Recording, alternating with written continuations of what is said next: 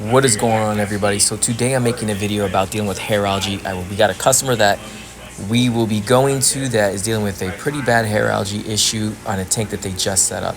Now we have this tank here that's been up for about 7 years, a little 20-gallon innovative marine tank, and it's doing great. Everything's growing, everything's really colorful, but it even has a little bit of hair algae.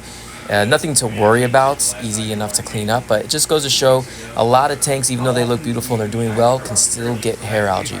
And I'm making this video also because when I first got in the hobby and was dealing with hair algae, I got a lot of bad information. So I really kind of want to just talk to you about what I think would work best when it comes to dealing with hair algae.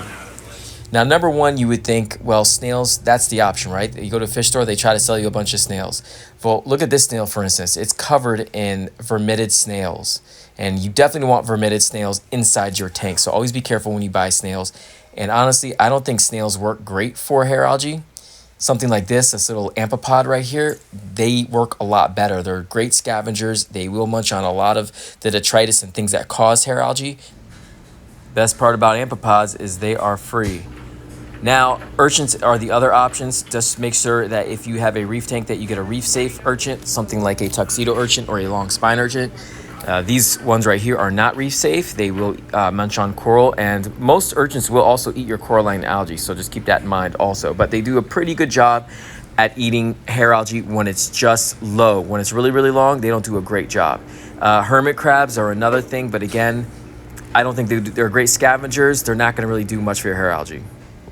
I know a lot of people use tangs as a way to manage hair algae, but honestly, they're great at picking on the rocks, but once it gets to a certain length, they're not gonna really do anything to the algae. And they add more bio load to your tank, which is gonna increase your hair algae. I would use these guys as a preliminary tactic.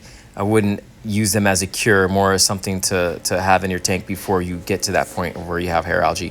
Bristletooth tangs, this whitetail tang right here, are great at munching on the rocks. They suck up detritus. They will munch on hair algae. If you're gonna get any tang, this is the one I would recommend. Yeah, we have a foxface down here. These guys do a really good job on hair algae, but they're not the answer too. Again, they add bioload to your tank, increase your phosphates, increase your nutrient content, which is just gonna add to the hair algae. They're gonna add more to the tank than they ever will take away.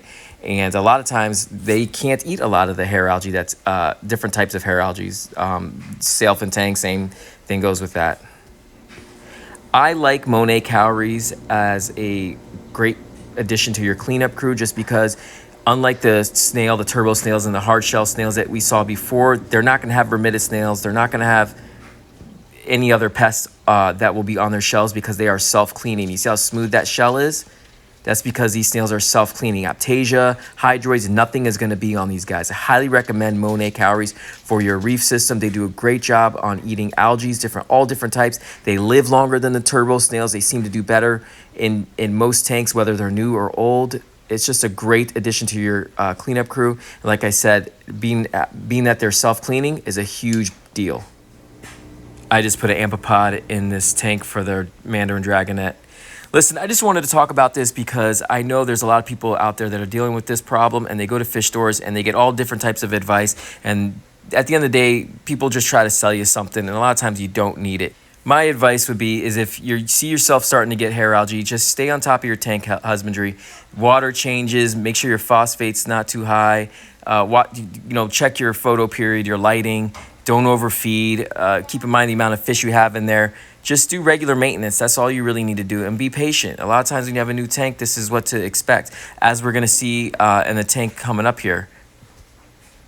All right, so here we are at the customer's house, and this is a little ice cap nano 20-gallon aquarium.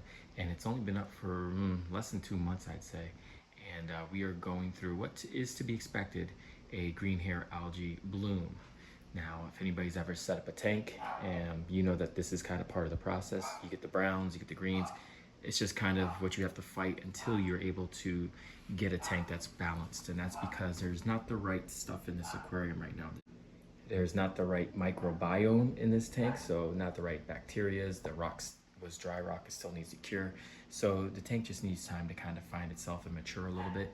And because there's excess nutrients given off by the clownfish and whatever is being fed in here, there's not those bacteria to suck it up or anything else to outcompete it. The hair algae is going wild. Kind of just, you know, normal. This is a bit much. This is a lot of hair algae. It's pretty long too.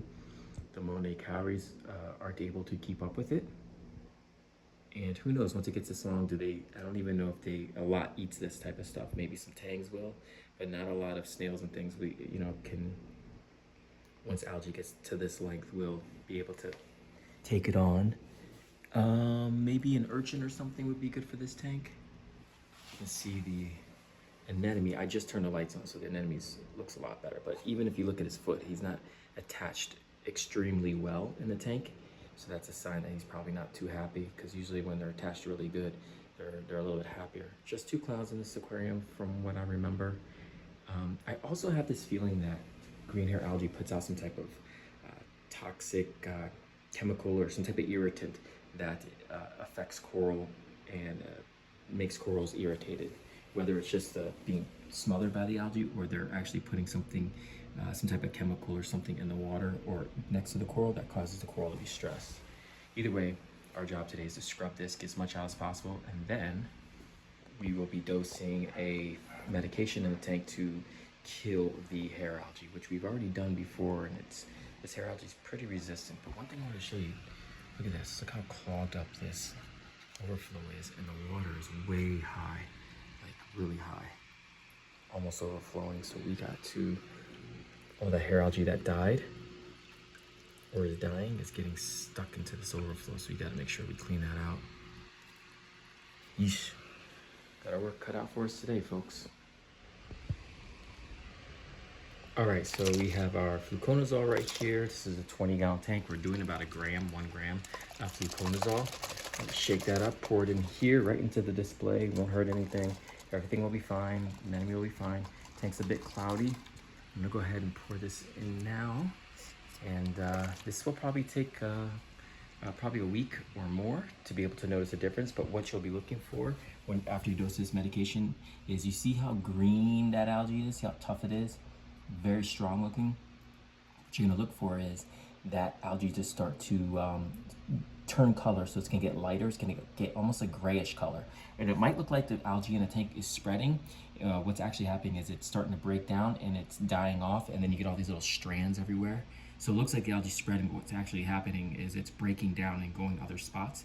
So it looks like it's like going all over the place, but in reality it's dying off. So the most important thing is you want to make sure that hair algae is turning gray, and that it's it's starting to loosen up off the rock, so you can easily pull it off. With this algae, I gotta give it a bit of a scrub, and I gotta kind of pull it off with a little bit of effort. With this medication, it'll make it so where it comes right off, and it almost, after like another couple days, maybe a week or so, it starts to turn to dust. Almost like a dusty consistency. It really starts to break down. All right, so I scrubbed the tank. I got as much hair algae out as I possibly could. Scrubbed the rocks really well. Even siphoned up some of the sand, some of the stuff that was some of the algae that was in the sand. Added the fluconazole, and we'll probably be back here in a week just to check in on the tank, make sure everything's good. And hopefully in about 10 days to 14 days, the hair algae won't be growing back. Now, the idea of getting all this hair algae out and getting as much out as possible is because we want the organisms that will compete with the hair algae to have a leg up, right? So by taking all this hair algae, it's no longer by taking all the hair algae out, it is no longer the dominant organism in the system. So we're hoping now that bacteria can grow, and other microorganisms can grow and outcompete the hair algae going forward. And plus, with it being low, maybe there'll be some copepods in there and stuff that can graze on it, keep it in check. But just while you're going through this whole situation, just try to take as much hair algae out as you possibly can. Be patient. When you have it like this, if you see any hair algae pop up, just pluck it out, throughout the day or whatever, or whenever you see it pop up. This way, we give time for the beneficial bacteria to claim real estate on the rock and eventually outcompete the hair algae. Honestly, I know nobody really wants to hear it, but the only way really to deal with hair algae is the fluconazole is a great medication to deal with it. I love it. It makes your job easier, but at the end of the day, snails, fish, whatever, it's not going to take care of your hair algae. You got to get your water chemistry right. You got to put the manual labor into it. All these other things are just tools to help aid you to be able to be successful. I'm curious, are you guys dealing with hair algae issues right now? Let me know down in the comments. If you beat it, put how you beat it down in the comments for other people so they can get some tips and tricks. Thank you guys so much for watching, as always, and don't give up. Don't be discouraged. Everybody goes through this, and you can come out the other end of it. This is what makes this hobby fun. It's not easy. It's challenging, and that's why it's so addicting.